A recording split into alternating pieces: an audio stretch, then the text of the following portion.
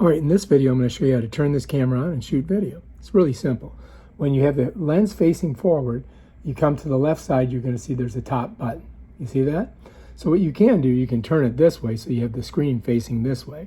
And then you can come to the top here, press it and hold it for a second or two. You should see it light up just like that. Pop.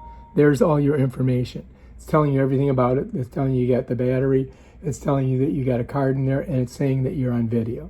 So bam, you're ready to go. Now to shoot video, all I have to do is come to the right side when the lens is facing out. Because usually you're shooting away from me. You might be shooting towards you, I don't know.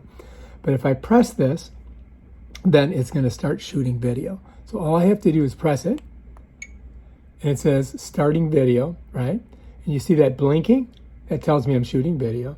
And then if you look at the back, you're going to see that there's a little red light there. That tells me I'm shooting video. So bam, that's it. Very simple. All right, if you like this video, subscribe to my channel and check out my other awesome videos. Peace out.